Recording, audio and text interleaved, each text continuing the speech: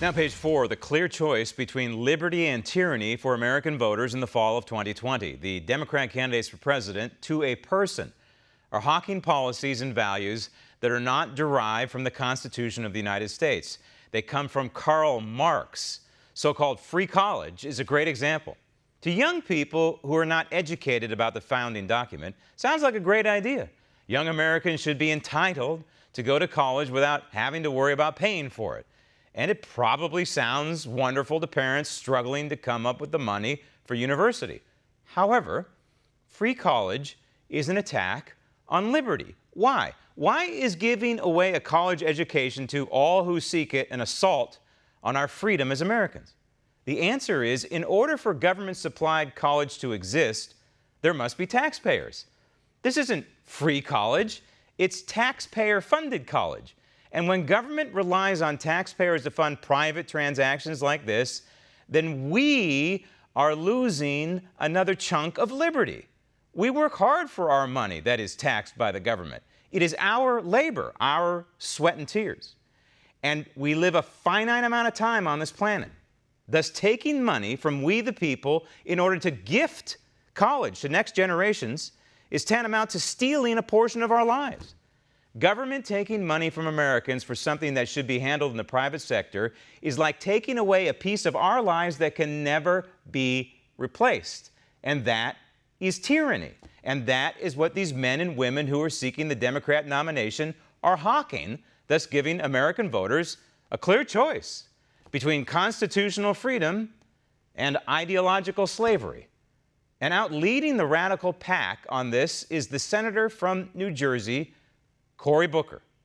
This fight against McDonald's is an American fight. Stop tape. Since when is it, Senator, that you attacking a red, white, and blue America? There's no more company than McDonald's that's more red, white, and blue. So since when is this sport, this socialist sport of yours, so American? Especially when the issue is the so-called minimum wage.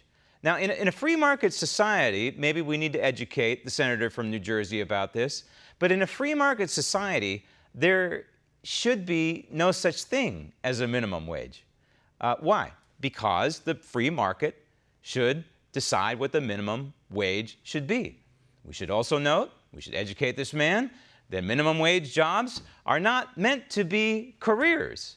They're meant to be a starting point in a career. And possibly you're flipping hamburgers, and maybe 10 or 15 years from now, you're owning a McDonald's franchise. It can work that way in this country, and that's the beautiful thing about this country.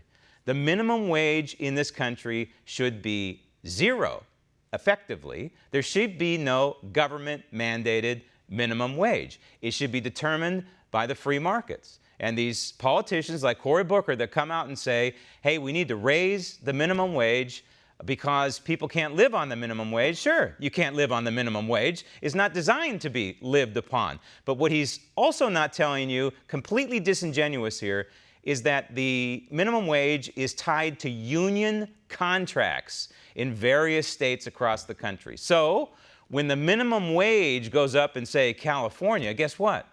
Union workers also get a raise because it's tied, they're contractually tied to the minimum wage. How about that, Mr. Booker? You won't tell these people that in that microphone, will you? Roll tape. This fight against McDonald's is for justice. Stop tape. Justice. When he talks about justice, I believe, as a socialist, he's talking about economic justice and this entire notion of income inequality. And again, Senator Booker apparently needs to be educated that income inequality in a free market capitalist society like we have now is a necessary component. If you have the reverse of income inequality, you have income equality, right?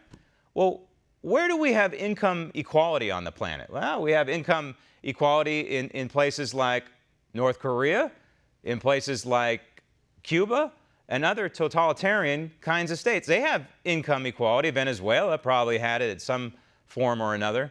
But look at their societies. They're a disaster.